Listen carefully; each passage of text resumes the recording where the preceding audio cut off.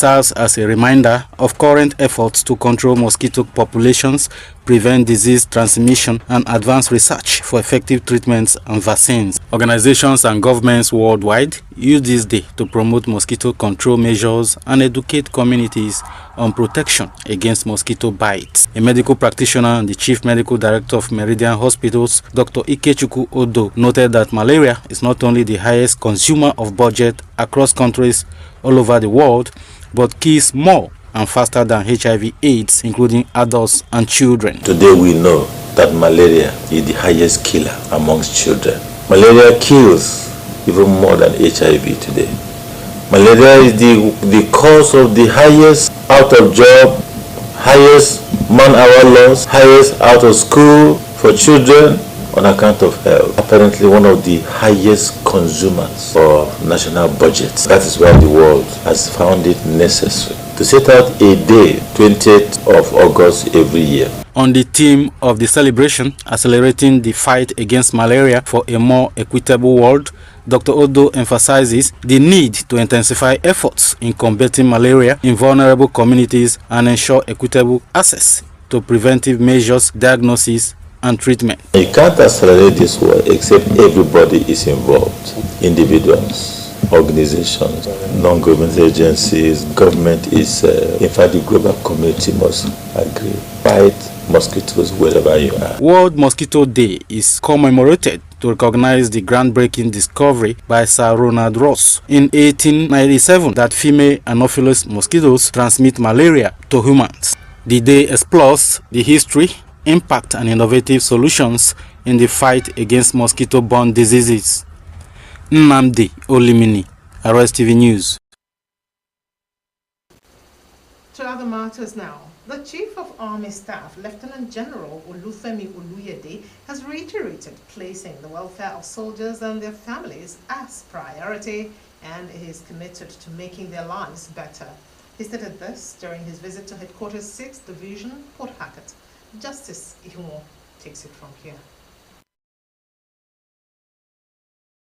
The Chief of Army Staff said his visit was to assess the operational readiness of the division and examine the level of soldiers' welfare. He noted that his visit to divisions has kept him abreast with their challenges and promised to address them within the available resources. Lieutenant General Oluyede also commissioned several projects, including the 6th Division Headquarters Office, Python Harmony Center, residential accommodation, quarter guards, and guard room, amongst others. I'm in 6th Div area of responsibility, primarily to assess the operational readiness of the division, as well as to examine the level of my soldiers' welfare, particularly, because I'm someone that's very particular about the well-being of my soldiers and their families. So I've gone around the division, less 3 brigade, which I'm going to come back to assess. And with that, I know very well the challenges, and I'm going to address those challenges within the ambit of resources available to me as the leader of the army.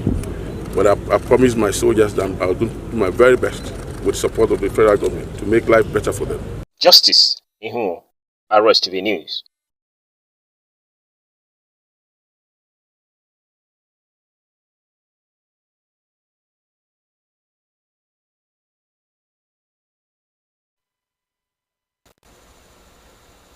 The Rotary Club of Port Harcourt Urban has inducted new members into its fold and decorated members of the Board of Directors for the 2025-2026 Rotary year at its center in Port Harcourt.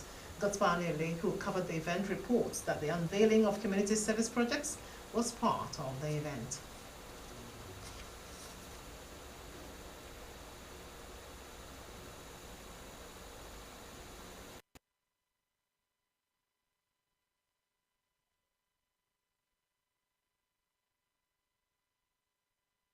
That story as we continue with the news. President Bola Tinubu has praised the Nigerian Armed Forces for their efforts in combating insurgency and criminality, as his administration is equally focused on addressing the underlying causes of insecurity. President Tinubu gave the commendation while speaking at the plenary session on peace and stability at the 9th Tokyo International Conference on African Development, also called TICAD 9, which was held in Yokohama, Japan.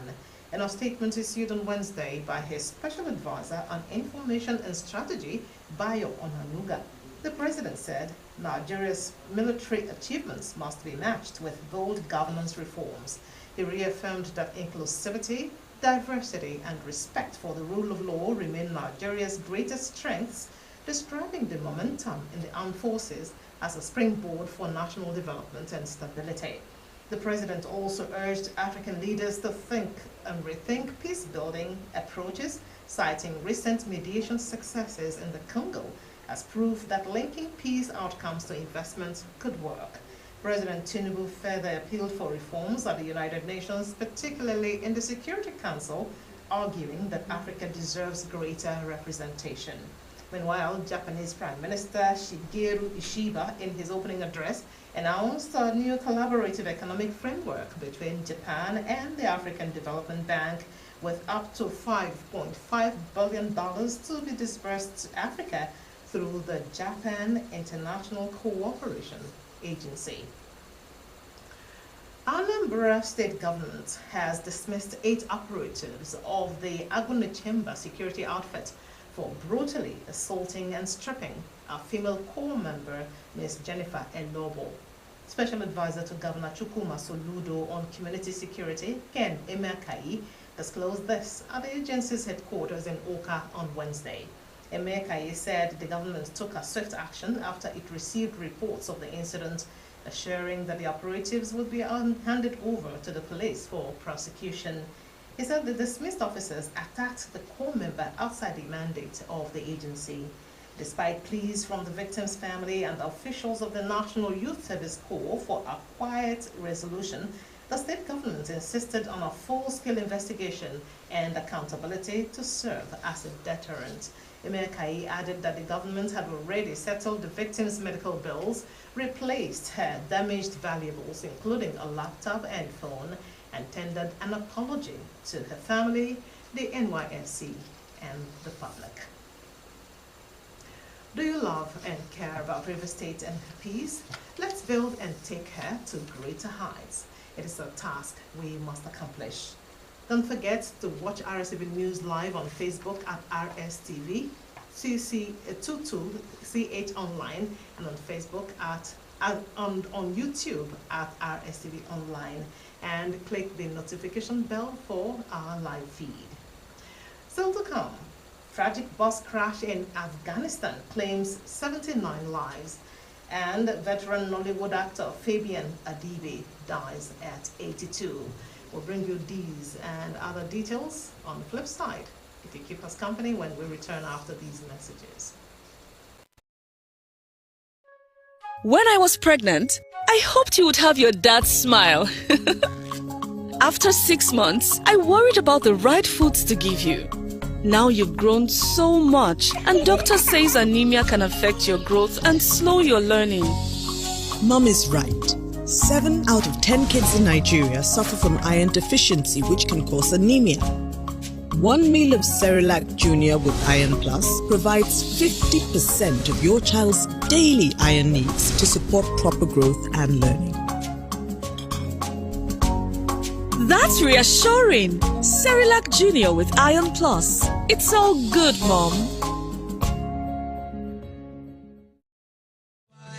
Power God is here. Dr. Jesus in action, God is here. Omega Power Ministries OPM Worldwide presents Dr. Jesus Night with Coconut. It is a night of divine encounter. It is a night of healing. It is a night of financial and total restoration. It is a night of refreshing and renewal. It is a night to reclaim your dominion. Date, Friday, 1st August 2025. Time 8 p.m. till dawn. Venue, OPM Headquarters, Dr. Jesus City, Mbodo, Alo, River State. Come with your coconut and receive the power to conquer and prevail in the remaining half of the year 2025.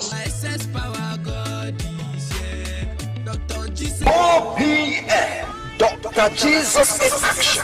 Dr. Jesus in action. God is here. When malaria won't show power for your side, it don't knock you down. I'm a temp, stop gel. Like I tell you no say. Malaria medicine we no get bad taste. Oh, bitter taste for mouth and it dey easy to swallow.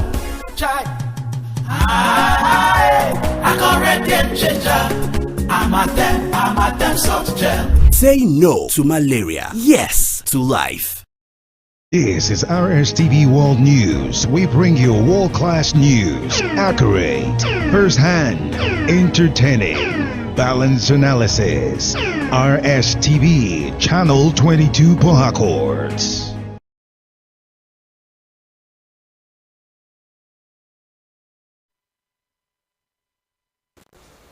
Welcome back to more reports. The National Information Technology Development Agency, NITDA, has shut down 13,597,057 social media accounts on platforms including TikTok, Facebook, Instagram, and X for posting offensive content and breaching Nigeria's Code of Practice for online platforms. The enforcement action followed the submission of the 2024 compliance report by major service providers such as Google, Microsoft, and TikTok. Despite the shutdown, NITDA commended the platforms for their cooperation and adherence to Nigeria's regulations, which were developed in collaboration with the Nigerian Communications Commission and the National Broadcasting Commission. NITDA said the figures demonstrated the platform's efforts to protect users and remove harmful content in line with national laws.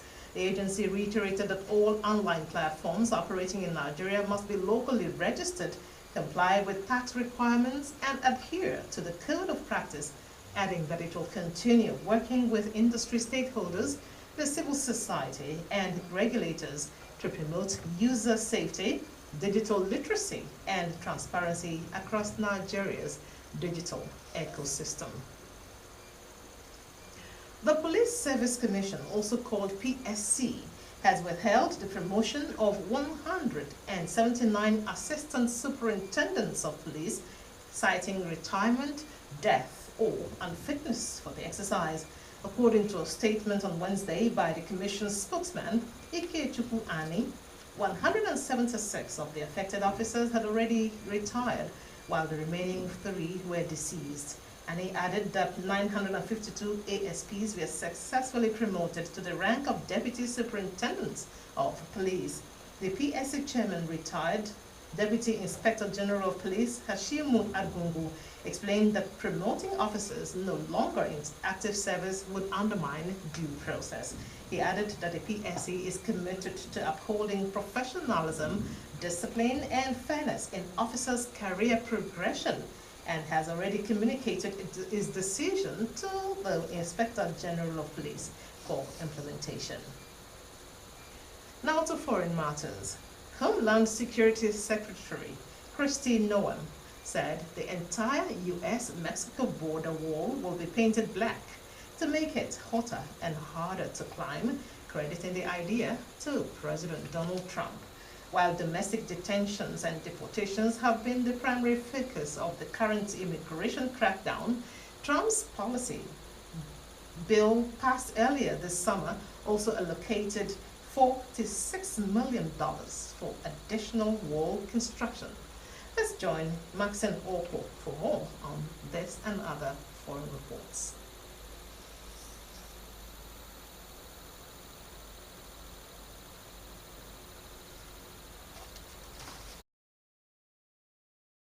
The number of border crossings has plummeted in recent months, and the Trump administration says sweeping its arrests and detentions are acting as a deterrent to illegal migration. Speaking to reporters along a section of the border in New Mexico, Noem said the black paint was specifically at the request of the president. Border Patrol officials also say that black paint will help prevent the wall from rusting. The Israeli military says it's calling up about 60,000 reservists ahead of a planned ground offensive to capture and occupy all of Gaza City. A military official said the reservists would report for duty in September and that the most of the troops mobilized for the offensive would be active duty personnel.